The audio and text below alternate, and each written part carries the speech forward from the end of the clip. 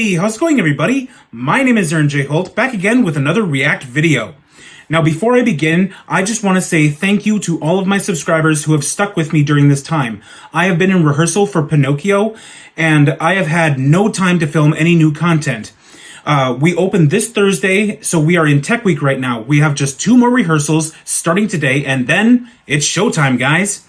So over the Easter weekend, I had just a tiny bit of free time to film some videos, and so I filmed as many as I could. And so for today's React video, I'm going to be reacting to Batman Violates the Justice League. It was uploaded by Plot Armor Comics 7 months ago and has 941,000 views as of this recording, you guys. That's awesome. Now, as you may or may not be aware, Batman is my favorite DC superhero. And the reason he's my favorite is because even though he doesn't have any superpowers, he can still hold his own with the best of them. And he does this by training his body both mentally and physically to its absolute peak. And not to mention being ultra rich and having a bunch of gadgets at his disposal is pretty handy too. And so I'm aware that Batman has, contingency plans to deal with the members of the Justice League should any or all of them go rogue or turn evil or succumb to mind control. And maybe that's what this is. I'm not aware of the content that Plot Armor Comics provides. What is that other YouTuber? Comic Storian, I think is his name. But perhaps this is another one of those types of videos where it's one of those comic videos. But anyway, you guys, I am looking forward to reacting to this. So what do you say? Let's get started. All right, here we go. Full screen. Thank you. All right, here we go. In 3, 2, 1... action. It's a bright, sunny day in Gotham City. It is one of those the motion comic springtime videos. hustle and bustle, a cloud of gas spreads menacingly across the city streets. Daytime news coordinates quickly. I repeat, someone appears to have launched a chemical attack against Midtown Gotham. The scene has been pandemonium as the police work to clear the area. So, helicopters roam the skies another trying to get a typical clear day for view of Gotham. the goings-on inside the gas cloud. A gas attack with harmless gas? One reporter noted. It's almost like someone wanted to clear the area. Looking at the perimeter, it's tightly circumscribed, like a stadium or an arena. In the center of the cloud, a giant hulking titanium suit of armor stands tall amidst the buildings and abandoned streets. The gargantuan mech whirs and grows, its high-tech machinery processing data at tremendous speeds. Within the chest of the mech, a bat symbol, plain for all to see, announces the iconic owner of the suit. Come on then. Batman calls from inside his mech armor. It's just you and me now. You think you can take me here in my city? Then step into the ring. Welcome to Gotham. 30 minutes later, Bruce Wayne is having horrible visions. He dreams of doomsday scenarios, terrible alien attacks, with one central moment always the same: his own demise. Alfred wakes Bruce from his troubled slumber. I'm sorry, Alfred. This injection should put an end to the visions. Alfred carefully puts the needle to Bruce's skin, giving him what they hope will be the cure to Batman's most recent run-in with Jonathan Crane's fear toxin. Holed up in his newest high-tech hideout, Batman has Alfred's daughter Julia scanning the entire city for ongoing crimes. Alfred and Bruce take a moment to reminisce as they stare out across the Gotham skyline. Look at it, Alfred says. The city will outlive us all. It gets younger, we get older. Bruce smirks at his old friend. You get older, I get better. I'm in my prime. Alfred ribs back. Sorry, sir, I couldn't hear you through all the bandages. Just remember, you're not a god, Master Bruce, you... But the two men's friendly conversation is interrupted when Julia spots something approaching at high speed. What the hell is that? She has no time to wonder aloud. Rah! Screams Wonder Woman as she careens through the reinforced bulletproof window, sending shards of glass scattering across the room. She mercilessly collides with a bandaged and still bruised Bruce, taking him by the collar this like and another one of him his into the visions concrete floor. brought on by Ripping him up gas? in her ironclad grasp, Wonder Woman quickly and roughly flies him out of the safe house and into the Gotham skies. Bruce coughs weakly.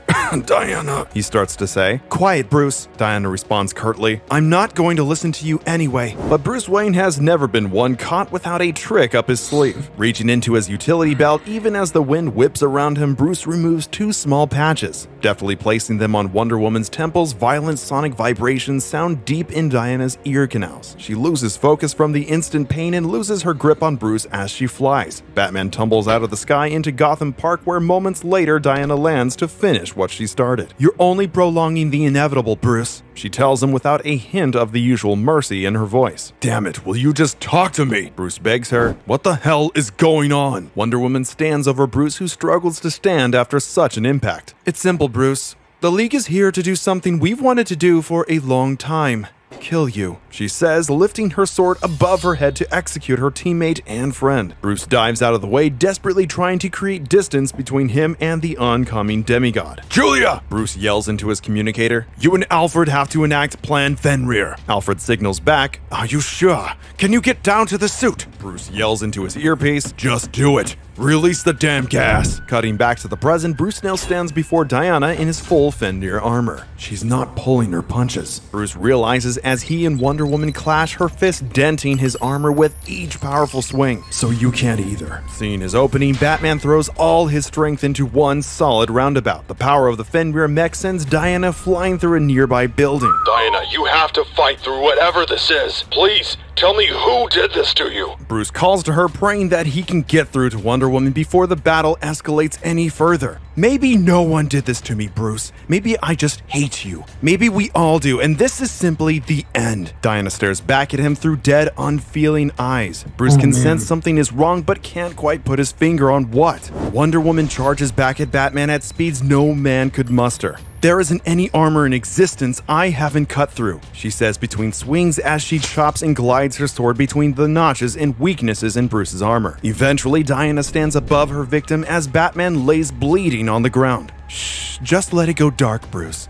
Let it go dark," she whispers as he dies. In reality, however, Wonder Woman stands above no one, staring down at a dying body that isn't there. Utilizing a rare magical threat called the Bind of Veils, Bruce was able to subject Diana to a vision of victory, allowing him to escape unnoticed and unfollowed. Wonder Woman stands tall, confident her prey has been dispatched, while elsewhere in the city, Bruce's Fenrir armor remains fully intact and operational. But not sooner does Bruce manage to get out from under Wonder Woman's blade that a whirling sizzle of red lightning streaks by him. With each pass, the Scarlet Speedster makes more and more of Bruce's armor is deconstructed. The Flash is literally taking him apart bit by bit. "Run, Red!" Batman screams as quickly as he can. Instantly, his armor begins processing the Flash's trajectory. As Flash speeds towards the armor, a cannon on Bruce's shoulder shoots out a frictionless coating on the street below Flash's feet. Then, as the fastest man alive begins losing speed, the Fenrir armor takes over and smashes the Flash with a punch that would crush an elephant. The whole thing is over before I even know it, Bruce thinks to himself, looking at the aftermath of his armor's takedown. "Enough tricks and gadgets!" A domineering voice calls from the sky. Aquaman floats down, his legendary trident pointed directly at Bruce's heart. "Now turn and face me like you have some damn honor, and we'll..." But Arthur's call to arms would be cut short. Without hesitation, Bruce fires another cannon from his suit's artillery systems. A pink gel-like substance strikes Aquaman squarely in the chest and begins encasing the Atlantean in hardened, unbreakable foam. "That's the thing, Arthur." Bruce's voice hums from inside the mech as Aquaman falls helpless to the street. "There's no honor in a street fight. Batman." Julia's voice comes over Bruce's comms as he leans over Arthur to get some answers. "We're picking up some movement, something big coming at you," "I'm staying here," Bruce tells her. "It's the only safe place to fight them." Though he projects confidence to Julie and Alfred, inside Bruce is worried about who might be coming for his head next. Please let him still be off planet." Bruce starts to pray, but it's too late.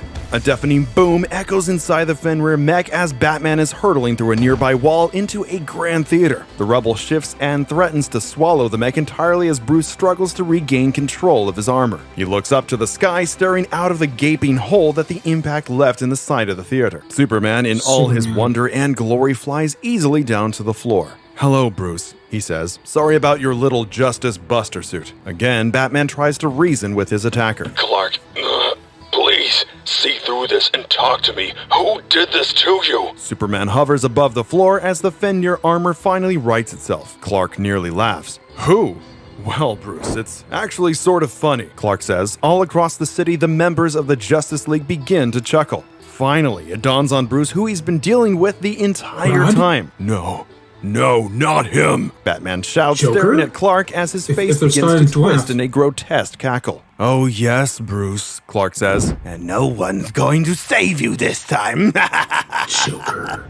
Within moments, Batman was in the fight of his life. Superman brought down the full force of a boulder on the Fenrir armor, causing Bruce to be shot down into the lower levels of the theater. Hi, Bruce! Clark cackled like a madman as he followed his friend down into the depths of the basement. All he sees is a target. Batman knows, seeing no sign of his old teammate behind Clark's eyes. Not the slightest flinch, just glee. Understanding that this could very well be his last stand, Batman powered up the Fenrir armor's anti-Kryptonian capabilities, bathing the pitch-black basement in grim red light. One seismic blow sent the Man of Steel to the ground as Batman desperately fought for his life. You like the knuckles, Clark? Bruce said, referring to the pinpoint red energy cells located on the Fenrir's fist. Each pod contains microscopic red suns collected from dead solar systems. I call them my red giants. Again and again, Batman struck Superman, the red light of his armor greatly weakening the Kryptonian and leveling the playing field between the two. An uppercut sent Superman crashing through the streets above and back out into the sunlight. Laughing maniacally, Supes unleashed his heat vision, hoping to sear through Bruce's armor and pierce the man inside. The Fenrir's deflector shields came up just in time to reflect the heat vision harmlessly into the atmosphere, however, and Bruce lived to throw another punch. But the Joker-ized Superman wasn't playing fair. His next heat vision strike was launched towards the nearest building, melting the supports and toppling the entire building down onto Batman. With the Fenrir armor crushed and useless, Clark cut through the metal exoskeleton with ease, yanking the entire mech out of the rubble and launching them both into the sky. Where are you, Bruce? Clark chided as he ripped through the layers of protection with his bare hands, looking for the operator How did inside. Joker do Clark, this? listen to me, Bruce called as the last of his protective armor was stripped from him. Clark, please, this isn't you, it's him! Clark looked down at Bruce with nothing but disdain in his gaze. Superman paused for a moment and then said, "He says beg." Batman's eyes turned to steel. He stared at Clark in the face, both knowing that Batman would never beg for his life no matter the cost. Bruce spat in Clark's eye, but it wasn't purely disrespectful. Alfred calls it kryptonite gum. He thought the small wad of chewable rubber made contact with Clark's skin, causing Superman to double over in pain. Clark dropped Batman, almost instantly falling unconscious midair. Together, Superman and Batman plummeted towards Gotham Harbor, impacting with a splash and allowing Bruce to escape the Justice League's clutches.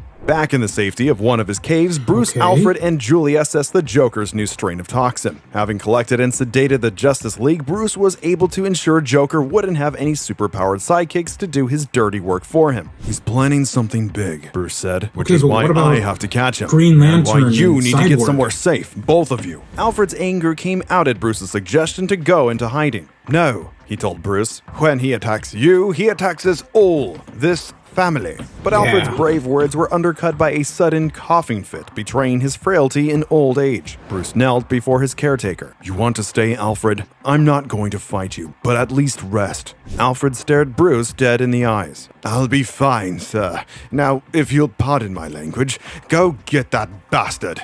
Batman made his way to Arkham Asylum under cover of darkness. In the entire city of Gotham, this is the place I hate the most. He thinks to himself as he traverses the halls and cells that he knows so well. What's with the bodies Slowly and encased in silently, thread? he makes his way to the Joker's cell, the one reserved for the clown when he's locked up. Walking inside, emotion and anger overtake Bruce. He rips the chains off the wall, tears the meager bunk to shreds in rage. After the commotion, a meek voice sounds out in the silence. Batman, are you all right? An orderly asks. I'm fine, Mr. Border, Batman tells him curtly, continuing on with his investigation of the cell. The orderly keeps monologuing as Batman stands inside the cell. When I first arrived in Gotham, I did want to help. It's all I wanted to do. I wanted to help you most of all. But then I saw that there wasn't any helping you. Then the man's tone changed drastically. Because you don't see a helping hand, even when it's right in front of your face. Batman whipped around. What did you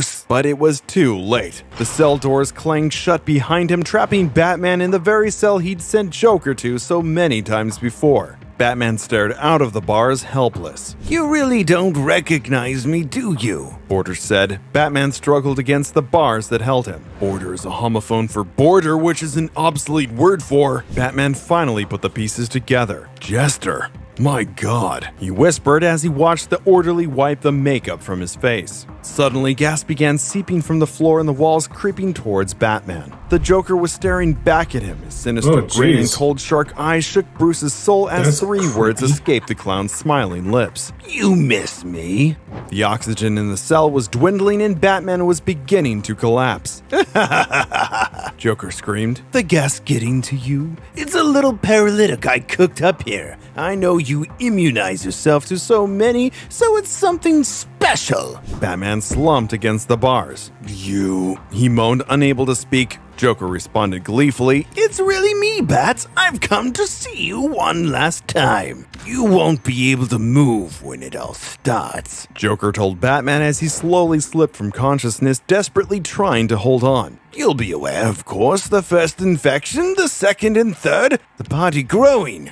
You'll see it happening, but I'm afraid you won't be able to do anything at all. As he spoke, images of what would soon befall Gotham played in Batman's mind. A citywide infection with no cure or hope of stopping the toxin from spreading. Sounds dreamy, eh? Joker screeched as he looked in at Batman through the cell door. See, Bats? This time, no more games, no more jokes. I'm just here to close up shop. Slowly, as Bruce watched, Joker took a long pistol with his iconic Bang Joke flag hanging off the barrel from his coat pocket. Then I promise you one thing, Joker said. When you come out of it, everyone in Gotham, the whole city will be laughing at you. With that, Joker's finger squeezed the trigger and a horrible bang ripped through the walls of Arkham Asylum. Batman stared, paralyzed at the screens in front of him. He was back in the Batcave. Joker wasn't going to let him off that easily after all. Even though he couldn't move, the rage was plain as day on Bruce's face. You're better than this, Bruce thought to himself. You're not 32 and strapped to a chair, poisoned, paralyzed. He's just another criminal and this is just another case. You're bigger than your feelings, bigger than your body. As Batman's eyes stayed glued to the screen, a blip of the map of Gotham appeared. Biohazard, it read. Joker's game had begun. Bruce began to sweat as his brain struggled to make his body move again. Eventually, Bruce yelled as he regained control over the poison's effects. The second Bruce was back to himself, he snapped into action. Gotham had already collapsed before his very eyes as the Joker toxin spread, and Bruce wasn't about to let it go any further. A virus that spreads like laughter, he said as Alfred and Julia clued him into the test they had run on the sample already. I've created nearly 100 cures for Joker toxins over the years, Bruce told Alfred confidently. How many have you tested so far? Alfred looked downtrodden. Bruce, he started, but Julie interrupted him. We tested all of them. The father and daughter had tracked down patient zero to Gotham Hospital, and even before he was sure his body was his own, Bruce set off into the night. On his way to the hospital, Bruce called his other oldest ally in the city. Tell me you have a cure, Commissioner Gordon said the second he picked up his phone. Not yet. We don't find a cure in the next few hours, they'll quarantine the city. They're bringing in walls, Gordon told Batman. I'm en route to find the source of the infection. I get what I'm looking for, I can send a formula for a proper cure directly to the console. Stay alert, Batman ordered Jim. But as Batman descended into the city, he looked down the streets and saw a riot of infected, Jokerized citizens fighting. His eyes grew wide as he looked down at what the city has become. Finally, Batman reached the hospital. He crashed through the window with the infected waiting to greet him. They cackled out as they watched him with hateful eyes. Batman out, he told Jim. Bats, the infected murmured as they swarmed towards Batman. He fought them off, being careful not to use his full force on innocent civilians. Every door Batman made it through safely, more and more Jokerized Gothamites waited to attack him. Meanwhile, Jim Gordon was going through old photos of the Gotham Hospital. He combed through disaster reports until his eyes fixed on something horrifying. His cigarette fell from his mouth as he saw the unmistakable face of the Joker staring back at him from a newspaper clipping nearly 100 years prior. Again, 50 years later, during a horrific disaster at the hospital, Gordon found Joker's face staring at him from the newspapers of the past. Suddenly, as he kept searching, Gordon heard a creak echo out from inside the apartment. Who's there? Jim yelled, standing and hefting his pistol. He crept through his house, but when he approached the closet, a giant boxing glove on a spring sucker punched him, sending him to the ground. As he fell beside the bed, two dark eyes lit up from underneath his mattress. Knock, knock, the clown's voice said. Meanwhile, Batman had finally made it to the room of Patient Zero. When he walked into the containment unit, however, he saw a face he never expected to see. It can't be, Batman whispered as he looked at the smiling face of Joe Chill Chill. staring Oh, back at man. him, the man who murdered his parents. When Batman turned, his world had suddenly become more colorful and dynamic. He watched as a young boy named Duke Thomas and his family played out the exact night Bruce had lost his parents. No! Batman screamed as he was helpless to save the boy. Gordon screamed as Joker began crawling out from beneath his bed. Oh, come on now, Jimbo. Joker toyed with him as he crept closer. Joker snapped his fingers and the curtains in Jim's apartment went up in flames. What? He laughed maniacally as Jim scrambled for safety. Joe Chill stepped out from a dark alleyway and began leveling his gun at Thomas's family. Batman began panicking. Not again. Abject fear was painted across Duke's face as he watched the mugger grow closer and closer. Move and I'll cut you down, Joker. Gordon yelled, finally getting his hands on his gun. No more parlor tricks. No more doctored photos or gags. Joker laughed at him, walking still closer as he spoke. You know, maybe you're right, Commish. Maybe this one time. It's not a joke at all. Joker grabbed an axe from the corner of the room and turned to smile at Jim with fire still raging behind him. Batman smashed through the glass that was holding him back from saving the Thomases while across town Joker took a swing at Gordon. At the same time, both Joe Chill and the Commissioner unloaded their weapons. Batman dove in front of the bullet meant for Duke's father while Joker took Gordon's bullet head on. Batman and Joker both fell to the floor. Batman rose, having saved Duke Thomas from the same fate he suffered. But the hole Batman left in the glass was enough for more infected to follow. Look! Duke called, pointing to the army of Jokerized doctors and nurses fast approaching. Duke's parents were lost to the virus as the crowd overtook them, but Batman grabbed the boy and shoved him out of the room. Keep going! Batman yelled at the boy. As the two ran, Batman's communicator lit up. Batman, he's gone. Gordon yelled, relieved, into his phone. He's gone, Batman. Flesh and blood dead. Gordon told Batman as he stared down at Joker's body. Batman and Duke raced through the hospital as Gordon kept talking. But behind him, as he took his attention off of Joker's body, the clown rose from the fires and silently stared at Gordon. Batman swerved and drove out a nearby window to protect Duke from the hordes of Joker's zombies closing in on them. He heard over the phone from Gordon. Jim! Jim, are you there? Batman yelled into his earpiece. A sickening, cold, all too familiar voice answered him. Hello, Bruce, Joker said. Protecting Gotham requires great sacrifice. Find out what happens when Batman tries to save an entire universe. Okay. We're just gonna end on a cliffhanger. Whew. Man, I'll tell you one thing. Joker is truly a sick mastermind. He would be like the ultimate chess champion, I think. No matter what you do, somehow he's always 3 moves ahead. Kind of like Batman. At least they have that thing in common. They both, are very clever. They're very clever. But I don't know.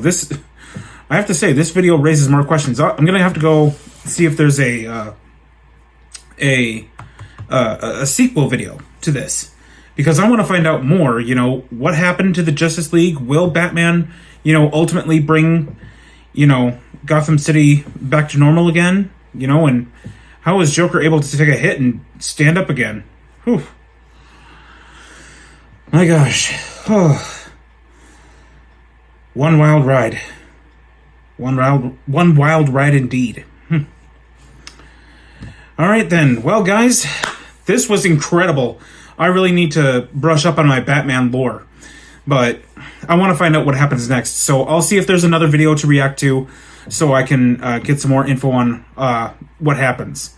But yeah, I love this, and I think I'll want to react to another video from what was the name? Plot Armor Comics? Yeah, Plot Armor Comics.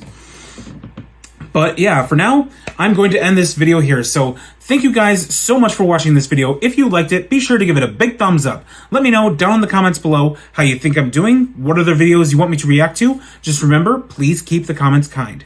Also, be sure to subscribe and ring the bell to get notified about my latest videos. Thanks again so much for watching, you guys, and I'll see you all in the next video. Roll the outro!